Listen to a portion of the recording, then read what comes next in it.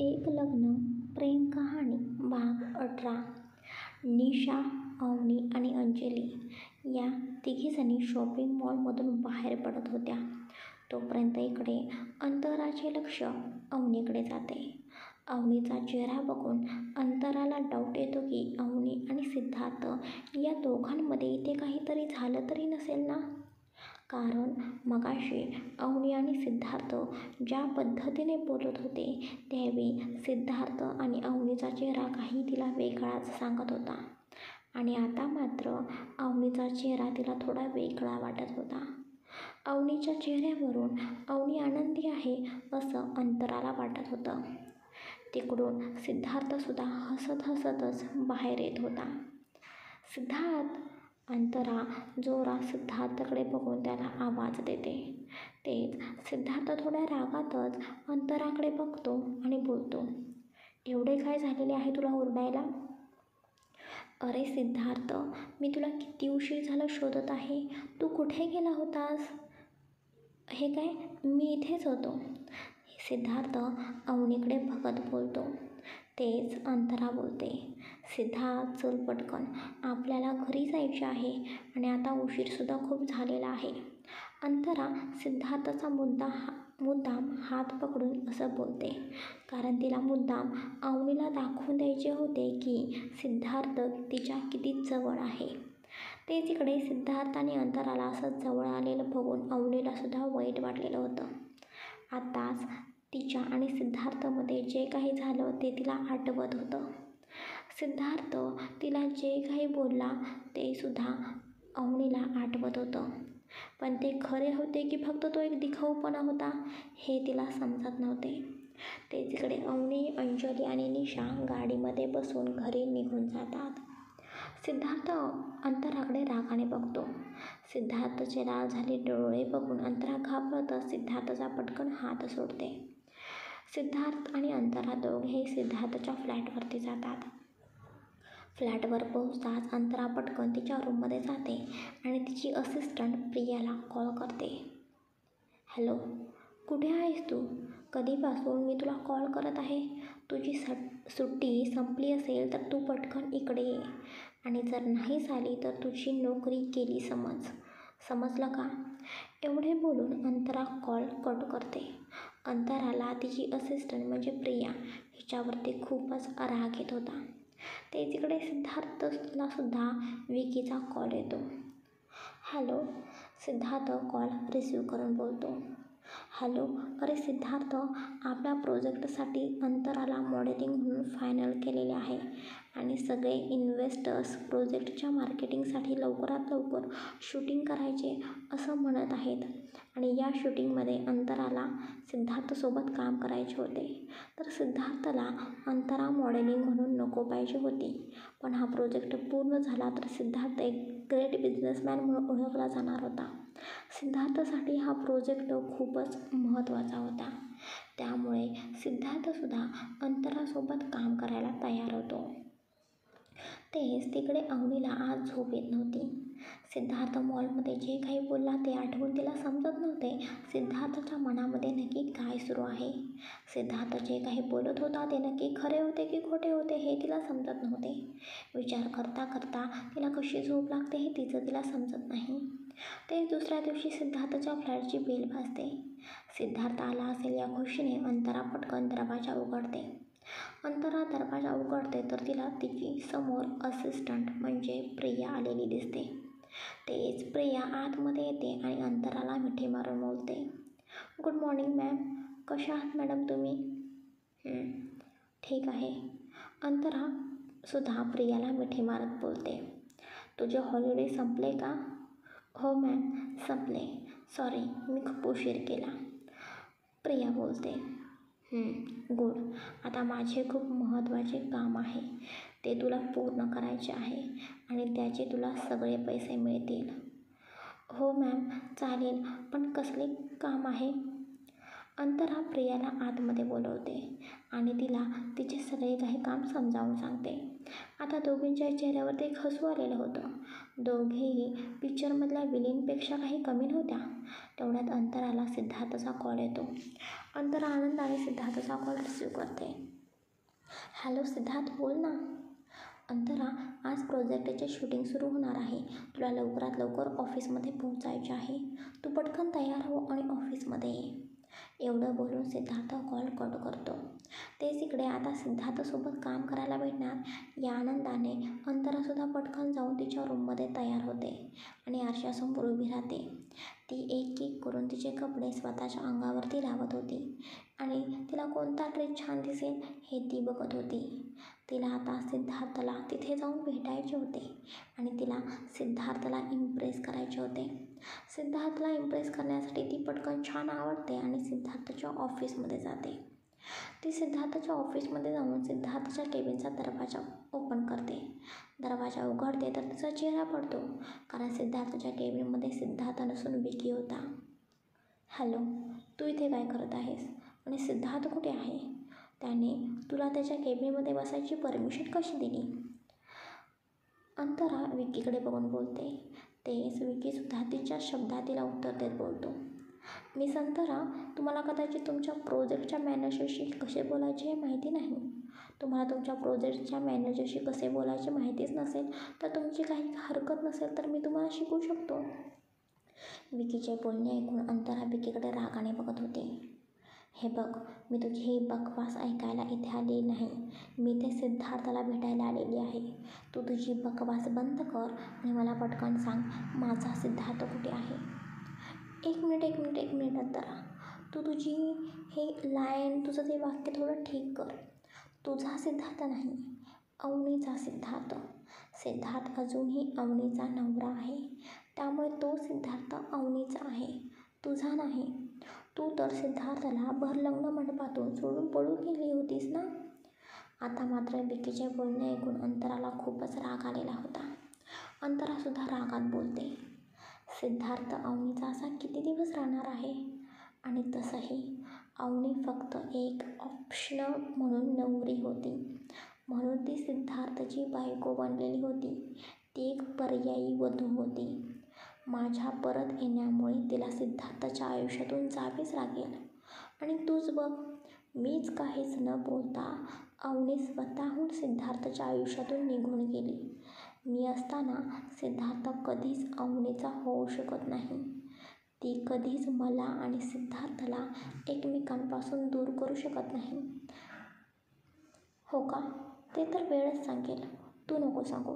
आणि तसंही तू परत आल्यानंतर सिद्धार्थ कधी तुला बोललेला आहे का की तो तुझ्यावरती प्रेम करतो? का कधी तो बोललेला आहे की अवनीला सोडून तो तुझ्याशी लग्न करेल?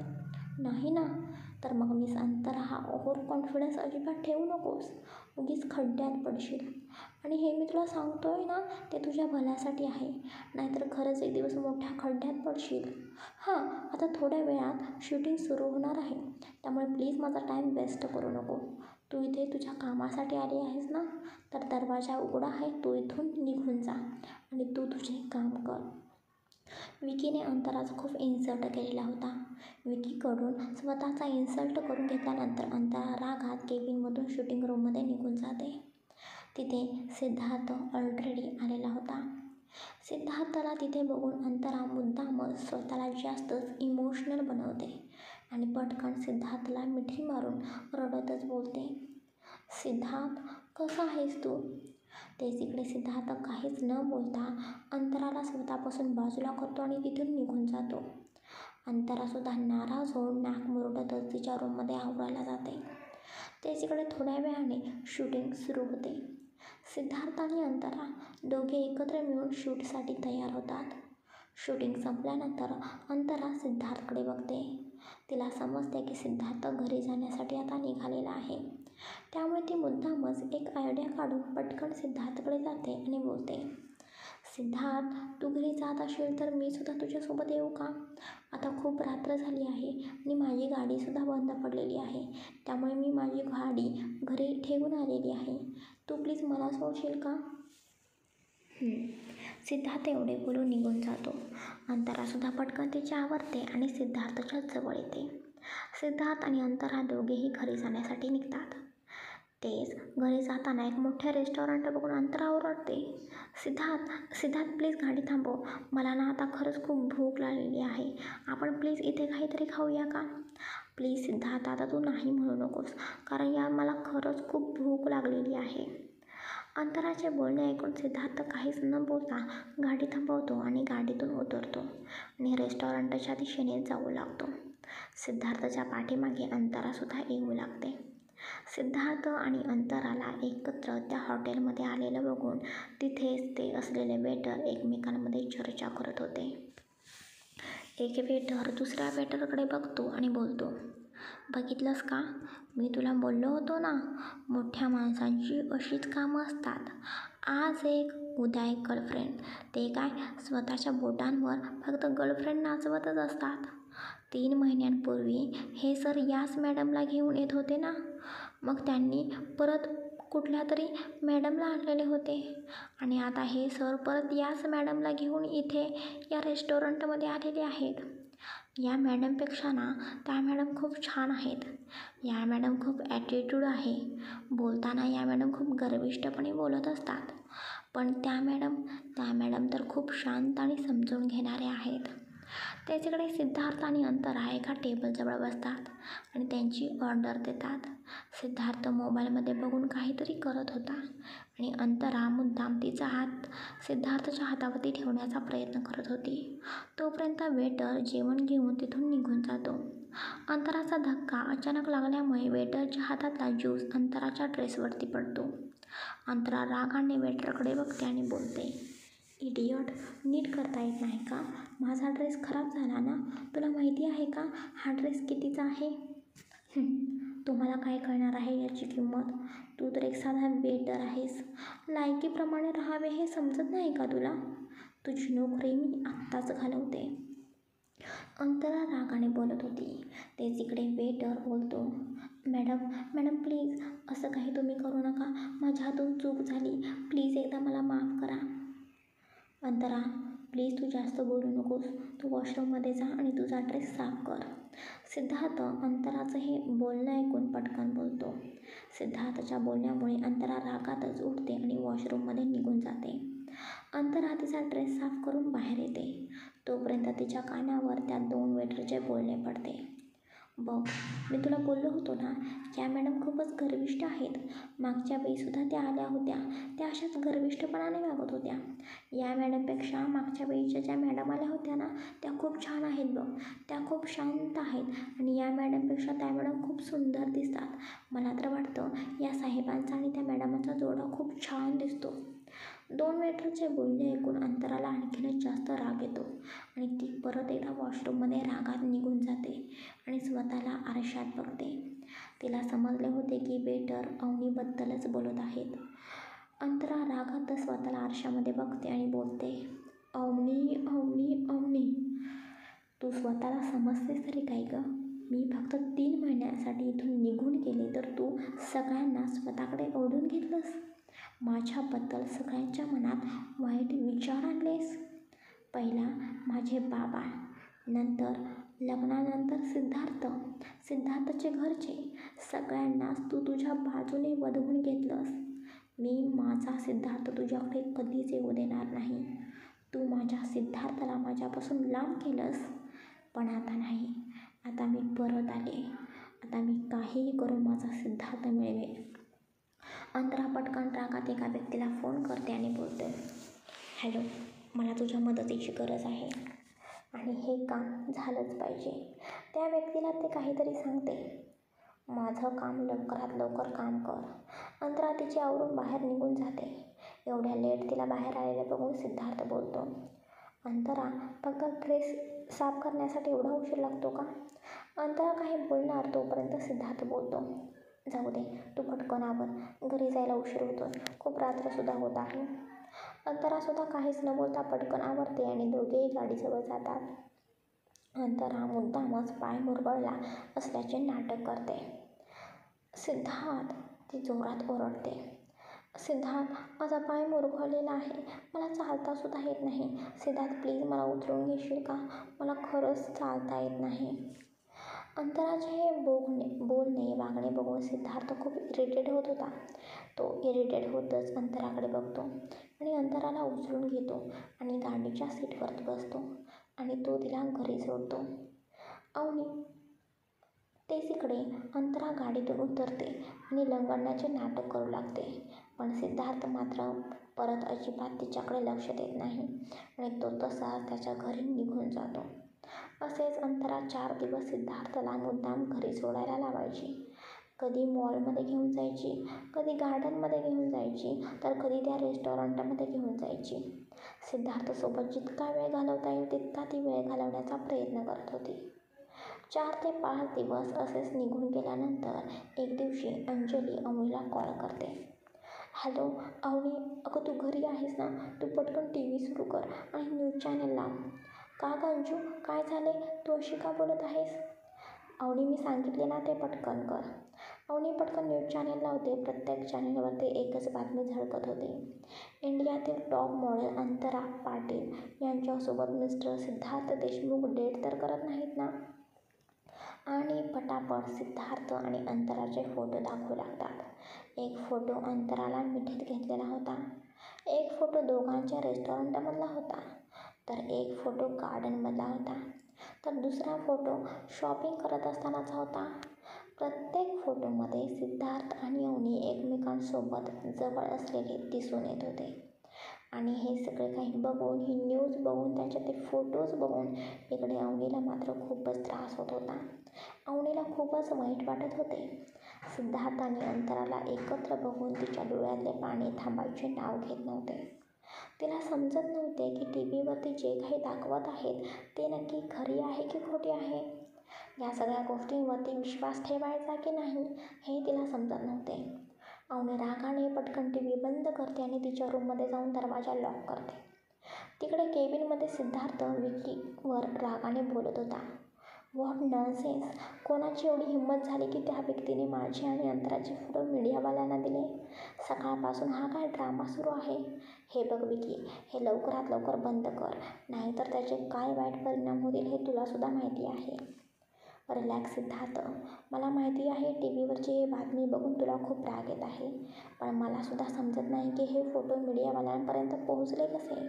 सोशल मीडियावर तुझ्या आणि अंतराच्या रिलेशनशिपबद्दल चर्चा सुरू आहे.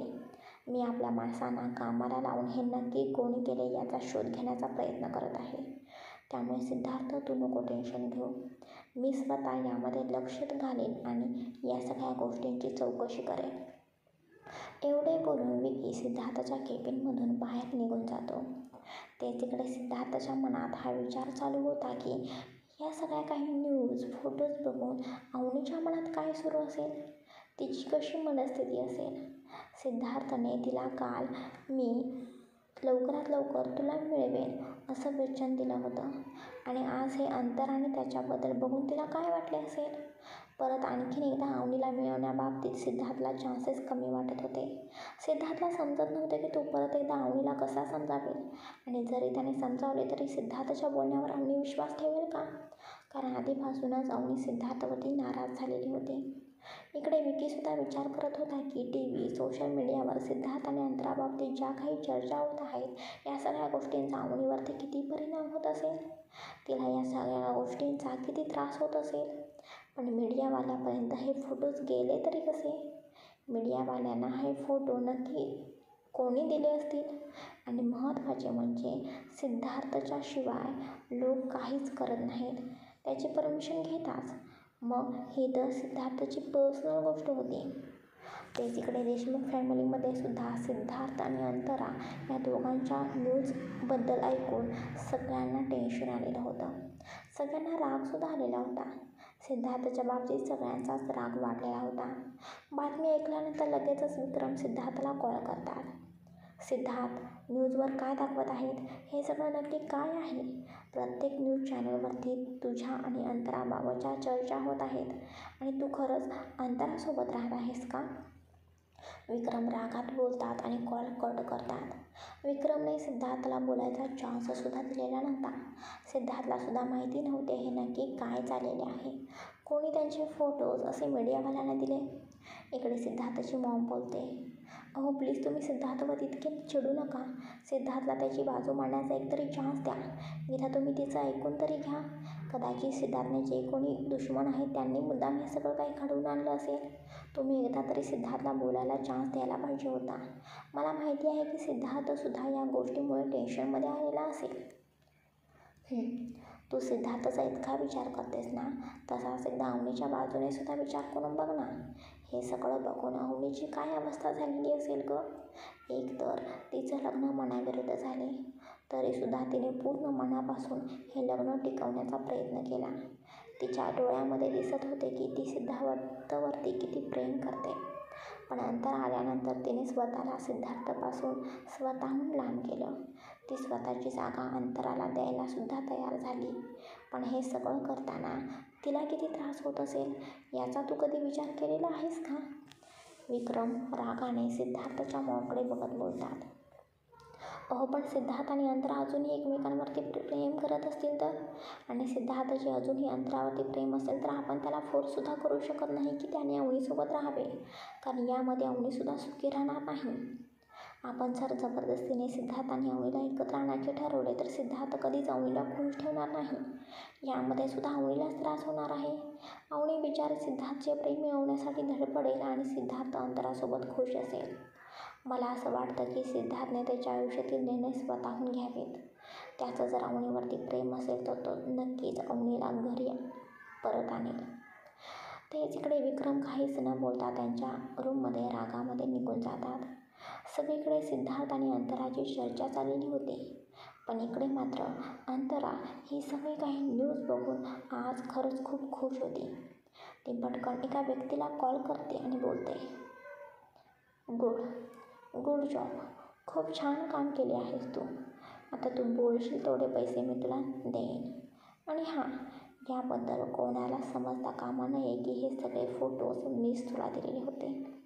आणि ही चूक तू करणार नाहीस असं मला वाटतं, कारण मी काय आहे हे तुला चांगलंच माहिती आहे.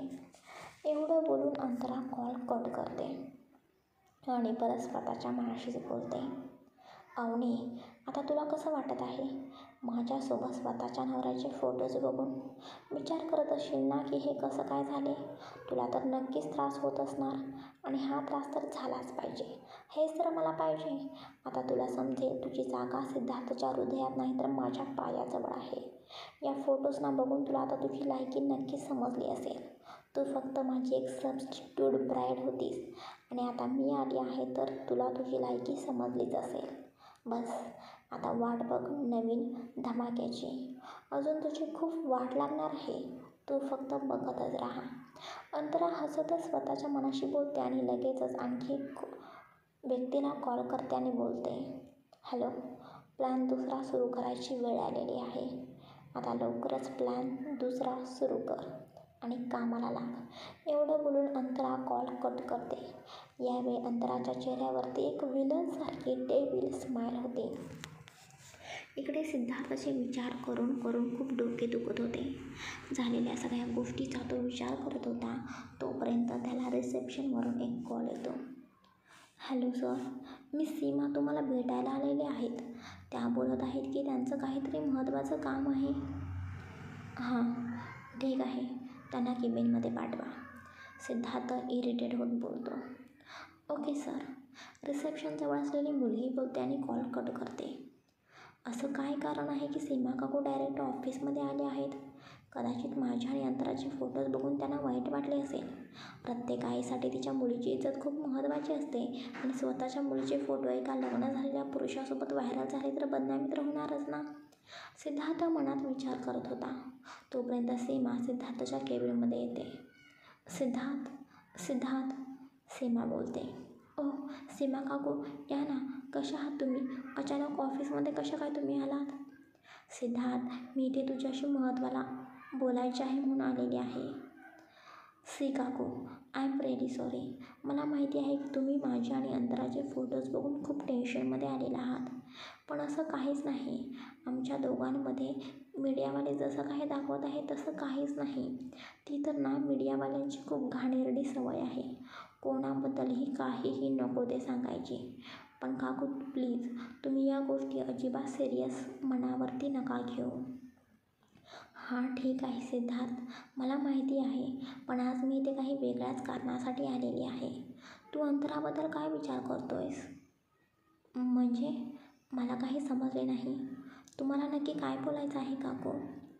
हे बघ सिद्धार्थ, मला माहिती आहे की अंतरा जे काही वागली ते चुकीचे होते, पण तसं बोलायला गेले तर ती पूर्णपणे चुकीची नव्हती. तिने तिच्या करिअरला निवडले आणि कोणत्याही मुलीला तिचं करिअर बनवणे महत्त्वाचे असतेच ना. जे स्वप्न अंतरा लहानपणापासून बघत आलेली होती ते तिने पूर्ण केलं. यात चुकीचे काय आहे? त्यामुळे मी फक्त एवढंच समजून सांगायला आलेले आहे की तुझ्या मनात नक्की अंतराबद्दल काय आहे? तू तुझ्या आणि अंतराच्या फ्युचरबद्दल काही विचार केलेला आहेस की नाहीस? काकू त्यात काय सांगायचं आहे? सगळं तर क्लिअर आहे. माझ्या मनात अंतराबद्दल काहीच फिलिंग नाहीत. सगळ्या फॅमिलीची इज्जत जात होती तेव्हा ती कुठे होती? आणि ती तर भर लग्न मंडपातून मला सोडून निघून गेली. मी असं नाही बोलत की तिने तिचे करिअर निवडले ते चुकीचे होते, पण ती ज्या पद्धतीने वागली ते तर नक्कीच चुकीचे होते. त्यामुळे मला आणि माझ्या फॅमिलीला, त्याचबरोबर तुमच्या फॅमिलीलासुद्धा खूप त्रास झालेला आहे आणि या सगळ्याचे परिणाम तुमच्यावरसुद्धा झालेले आहेत. तुम्हालासुद्धा त्रास झालेला आहे, माहिती आहे ना तुम्हाला? हो सिद्धार्थ, मी समजू शकते. पण सिद्धार्थ, आता तर अंतरा परत आलेली आहे, जिच्यावरती तू अगदी मनापासून प्रेम करत होतास. आणि आता तुझी जबाबदारी आहे. तुझं लग्न अंतरासोबत ठरले होते, त्यामुळे त्यानुसार तू आता अंतरासोबत लग्न केले पाहिजेस. कारण आता तिला तुझी गरज आहे. तू बघतोयस ना ती किती एकटी पडलेली आहे. तिला आता प्रेमाची गरज आहे आणि तेच तू करू शकतो सिद्धार्थ. त्यामुळे तू अंतराला स्वीकार, कारण अंतरामध्येच तुझाही आनंद आहे. हे बघा मिसेस पाटील, तुम्हाला तुमचे विचार, मतं एखाद्यावर लादायची सवय आहे का? आणि जर असे असेल तर ही पद्धत माझ्यावर नाही चालणार, कारण मी सिद्धार्थ देशमुख आहे. मला जे वाटतं तेच मी करतो. तुम्ही सांगाल तसे मी कधीच वागणार नाही, समजलं? आणि राहिली गोष्ट तुमच्या मुलीची, तर मी जबरदस्तीने तिची जबाबदारी नाही घेऊ शकत. मी तिच्यासोबत लग्न करू शकत नाही. चूक तुमच्या मुलीची आहे, माझी नाही. सिद्धार्थ रागात बोलतो, पण त्याला समजतं की तो अंतराच्या आईशी रागात बोलत आहे. त्यामुळे तो स्वतःचा राग कंट्रोल करतो आणि बोलतो. त्याने जर असं काही चुकीच्या रागात बोलले तर त्याचा परिणाम अवनीवर सुद्धा होऊ शकतो, कारण किती जरी केलं तरी सीमा अंतराची आई होती. अंतरासाठी त्या अवनीला त्राससुद्धा देऊ शकतात. त्यामुळे सिद्धार्थ पटकन त्याचा राग कंट्रोल करतो आणि शांतपणे बोलतो, सॉरी, मी जरा जास्तच रागात बोललो. तुम्ही काळजी करू नका, मी अंतराला सांभाळेन. पण हे लक्षात ठेवा की अवनी आता माझी बायको आहे. हा, पण अंतराला बघून वाईटसुद्धा वाटते, कारण ती सध्या खरंच एकटी आहे. त्यामुळे तुम्ही काळजी करू नका. मी अंतराची मदत करत आहे. आणि राहिली गोष्ट लग्न करायची, तर ते माझ्यासाठी पॉसिबल नाही. म्हणजे तुझं आता अवनीवरती प्रेम आहे का? यासाठीच तू अंतराशी लग्न करायला नाही बोलत आहेस का? सीमाचे बोलणे ऐकून सिद्धार्थला नक्की आता काय बोलावे ते समजत नव्हते. जरी तसे असले तरी तुम्ही काही करू शकत नाही. या सगळ्या परिस्थितीमध्ये जास्त त्रास झाला तर फक्त अवनीला. सिद्धार्थचे बोलणे ऐकून सीमाने तिच्या पर्समधून काहीतरी काढले आणि त्या सिद्धार्थला दाखवत बोलल्या, हे बघ सिद्धार्थ, मी तुला काहीही बोलणार नाही, कारण तुझं आयुष्य आहे तर निर्णयसुद्धा तुझेच असतील आणि तिथे माझा काही हक्क नाही की मी तुला काही सांगू शकेन. पण सिद्धार्थ, एकदा जरा हे पेपरसुद्धा तू बघून घे. पेपर्स? म्हणजे हे कसले पेपर्स आहेत? सिद्धार्थ बोलतो. ते सीमा सिद्धार्थच्या हातात ते काहीतरी पेपर्स देते. सिद्धार्थ ते पेपर्स हातामध्ये घेतो आणि पेपर्स वाचू लागतो. आता हळूहळू ते पेपर्स वाचताना सिद्धार्थच्या चेहऱ्यावरचे एक्सप्रेशन बदलू लागले. सिद्धार्थ, तुझ्या अवनीसाठी अंतरासोबत लग्न करायला तयार नाहीस, ती अवनी काही धुतल्या तांदळासारखी नाही. ती जेव्हा लग्नाला तयार झाली तेव्हा तिने कॉन्ट्रॅक्ट बनवले होते. त्यामध्ये असे लिहिले होते की जेव्हा अंतरा परत येईल तेव्हा ती स्वतःहून तुझ्या आयुष्यातून निघून जाईल. या अटीवरती ती या लग्नाला तयार झाली होती. आता तरी तुला समजेल का अवनी कशी मुलगी आहे? आता तूच बघ ना कोणावर विश्वास ठेवायचा आहे. शेवटी निर्णय तुझा आहे. आता मी निघते. एवढं बोलून सीमा तिथून निघून जाते. सिद्धार्थ खूप रागात होता. पेपर बघून त्याला खूप राग आलेला होता. आता त्याच्यासमोर जर कोणी आले तर त्याचे काही खरे नव्हते. तिकडे केबिनमध्ये विकी बसून विचार करत होता की एवढं सगळं होऊनसुद्धा अंतराने एकसुद्धा कॉल करून विचारले नाही की हे सगळं काही कसे झाले. विकीला अंतराबद्दल डाऊट येत होता. त्याला अंतरा जे काही बोलली ते आठवू लागते. जेव्हा अंतरा शूटिंग दरम्यान विकीला बोलली होती की सिद्धार्थला ती मिळवूनच दाखवेल. विकीला वाटत होते की हे सगळे काही कट कारस्थान अंतराचे तरी नसेल ना, आणि विकी हे सगळं काही सिद्धार्थला सांगणार होता. त्यामुळे विकी पटकन सिद्धार्थच्या केबिनमध्ये जातो. सिद्धार्थच्या केबिनमध्ये तो जाऊन बघतो तर सिद्धार्थच्या केबिनमध्ये सगळे सामान आजूबाजूला पडलेले होते. सगळीकडे केबिनमध्ये खूपच पसारा झालेला होता. विकीला समजत नव्हते की सिद्धार्थच्या केबिनमध्ये हे सगळे काही सामान असे का पडलेले आहे. विकी काही बोलणार तेवढ्याच इकडे सिद्धार्थ रागाने ओरडतो, I hate you Avani, I hate you, I hate you Avani. सिद्धार्थचे बोलणे ऐकून विकीला समजत नव्हते की सिद्धार्थ असा का बोलत आहे. कारण कालपर्यंत सिद्धार्थ बोलत होता की त्याचं अवनीवरती प्रेम आहे, आणि आज असं अचानक काय झाले की तो बोलतोय त्याचं अवनीवरती प्रेम नाही. त्याचवेळी विकीचे लक्ष टेबलवरती तिथे काही पेपर्स पडलेले होते त्यावरती जाते. विकी तो पेपर्स बघतो आणि त्यालासुद्धा धक्का बसतो. त्या पेपर्सवर सरळ सरळ लिहिले होते की अंतरा जोपर्यंत नाही तोपर्यंत अवनी सिद्धार्थच्या फॅमिलीला सांभाळेल आणि सिद्धार्थलासुद्धा सांभाळेल. पण या सगळ्यामध्ये सिद्धार्थ आणि अवनीमध्ये कसलेही नाते नसेल. सिद्धार्थ अवनीकडून पाहिजे ते काम करून घेईल. अवनी फक्त अंतराची एक सबस्टिट्यूट आहे. त्यामुळे अवनीला जबाबदारी निभवावी लागेल, जी एक पत्नी म्हणून सांभाळते. आणि अंतरा परत आल्यानंतर अवनीला सिद्धार्थ आणि देशमुख फॅमिलीला सोडून निघून जावं लागेल. आणि यानंतर अवनीचे आणि देशमुख फॅमिलीचे कसलेही नाते राहणार नाही. आणि त्यात असेही लिहिले होते की या सगळ्यांसाठी अवनीने 10 लाख रुपये घेतलेले आहेत. आणि सिद्धार्थला सोडल्यानंतर अवनीचे जिथे लग्न ठरवतील तिथं ती लग्न करायला तयार आहे. अवनी त्यासाठी काहीही बोलणार नाही. विकी हे सगळं काही वाचतो. हे सगळं काही वाचून झाल्यानंतर विकीलासुद्धा खूप टेन्शन आलेलं होतं. यामुळे अवनीचे आयुष्य खराब होणार होते. अवनी आणि सिद्धार्थला एकत्र आणायचे असेल तर काहीतरी करणे गरजेचे होते. विकीला आता समजले होते की अंतराला, सिद्धार्थ आणि अवनीला एकमेकांपासून लांब करायचे होते. त्याचबरोबर अवनीलासुद्धा त्रास द्यायचा होता. तेच इकडे सिद्धार्थ बोलतो, बघितलंस का तू विकी, ज्या मुलीवरती मी प्रेम करत आहे तिने फक्त हे लग्न कॉन्ट्रॅक्ट म्हणून निभावले आहे, आणि मला सोडल्यानंतर ती दुसऱ्याच कोणाशी तरी लग्न करणार आहे. वा, काय नाटक केलेले आहे ना या अवनीने. हे बघ सिद्धार्थ, मला नाही वाटत की अवनी बहिणी असं काहीतरी वागू शकते. यामागे नक्कीच काहीतरी कारण आहे असं मला सारखं सारखं राहून राहून वाटत आहे. कोणती पण मुलगी स्वतःचे आयुष्य स्वतःहून का खराब करेल मला सांग, आणि ते सुद्धा अवनीसारखी मुलगी जिच्यासाठी तिचा सेल्फ रिस्पेक्ट खूप महत्त्वाचा आहे. अवनी अशी मुलगी नाही सिद्धार्थ, एकदा तिच्यावरती विश्वास ठेव. अवनी असे कधीच वागू शकत नाही. मी अवनीला माझी बहीण मानतो आणि या 3 महिन्यांमध्ये मी तिला खूपच चांगले ओळखत आहे. सिद्धार्थ, माझ्यावरती विश्वास आहे ना तुझा? थोडा वेळ शांत हो, मी सगळ्या गोष्टी शोधून काढेन. विकीचे बोलणे ऐकून सिद्धार्थला थोडासा आधार मिळालेला होता. त्यालासुद्धा आतून वाटत होते की अवनी अशी वागू शकत नाही. अवनीच्या डोळ्यात सिद्धार्थविषयीचे प्रेम दिसून येत होते. पण पेपर्स बघून त्याला नक्की काय खरे आणि काय खोटे समजत नव्हते. त्याला लवकरच शोधून काढायचे होते की नक्की काय घडले आहे. विकीसुद्धा विचार करत होता की कॉन्ट्रॅक्ट पेपर्सवरती जे काही लिहिलेले होते ते खरंच अवनीने लिहिलेले आहे की दुसऱ्याच कोणत्या तरी व्यक्तीने लिहिलेले आहे. विकीला माहिती होते की अवनी अशी वागू शकत नाही, कारण ती फक्त 10 लाखांसाठी स्वतःचे आयुष्य खराब करणार नाही. विकीला वाटत होते की हे काम अंतरा आणि सीमाचे तरी नाही ना, कारण सीमाच मगाशी ऑफिसमध्ये आलेली होती. तिने अवनीबद्दल सिद्धार्थच्या मनात काहीतरी गैरसमज निर्माण केलेला तरी नसेल ना, कारण सीमाला सुद्धा सिद्धार्थ आणि अंतरा एकत्र यावे असंच वाटत होतं. विकीला अंतरा आणि सीमाचे वागणे समजले होते. विकीच्या मनात चालले होते की हे सगळं काही जयला सांगावे, पण जय तर इथे नव्हता. तो मीटिंगसाठी बाहेर गेलेला होता. त्यामुळे तो एकटाच या सगळ्या काही गोष्टी नक्की काय खऱ्या आणि काय खोट्या आहेत हे शोधून काढायचं ठरवतो. अवनी, खरंच तू कॉन्ट्रॅक्टवरती साईन केली आहेस का गं? मला या गोष्टीवर विश्वासच बसत नाही. माझं मन सांगतंय की तू असं काहीही करू शकत नाहीस.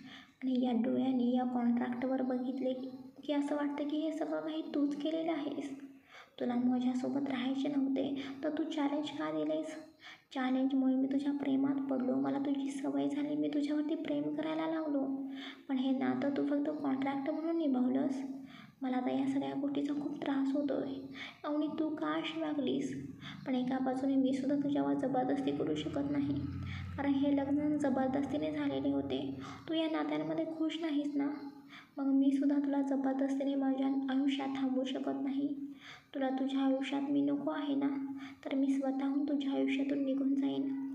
तुला हे नातं फक्त कॉन्ट्रॅक्ट म्हणून ठेवायचे होते ना? तर ठीक आहे, तुला वाटतं तसंच होईल. पण अवनी, तुझ्या डोळ्यामध्ये माझ्याबद्दलचे प्रेम मला दिसत होतं. त्या प्रेमाचं काय गं? तुझ्याकडून ही अपेक्षा मला कधीच नव्हती. या सगळ्या गोष्टींचा विचार करून करून सिद्धार्थला खूप त्रास होत होता. काय खरं काय खोटं हे अजिबात त्याला समजत नव्हतं. ते दुसऱ्या बाजूला अवनीसुद्धा तिच्या रूममध्ये बसून रडत होती. का का का हो?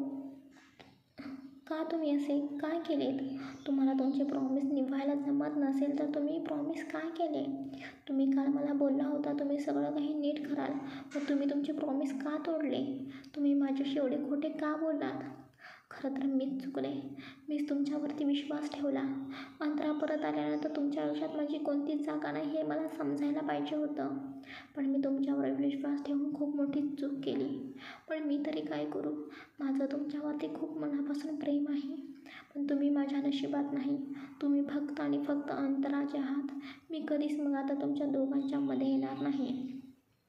अवनी आणि सिद्धार्थ या दोघांच्याही नात्यामध्ये खूप मोठा गैरसमज निर्माण झालेला होता. परिस्थिती अशी निर्माण झालेली होती की दोघेही एकमेकांना चुकीचे समजत होते. चला गाईज, आजचा हा भाग कसा वाटला नक्की भरभरून कमेंट्स करून सांगा. दोघांच्याही मनामध्ये एकमेकांबद्दल एक मोठा गैरसमज निर्माण झालेला आहे. पण आता ही गैरसमजाची जी काही गाठ आहे ती कशी सुटेल आणि परत हे दोघे कसे एकत्र येतील आणि अंतराचं हे खोटंपण नक्की सगळ्यांसमोर बाहेर येईल का हे पुढच्या भागात तुम्हाला लवकरच समजेल. पुढचा भाग उद्या प्रकाशित होईल. तोपर्यंत अशा छान छान कथा वाचत राहा आणि आपल्या या कथेवरती प्रेम करत राहा. Bye, take care.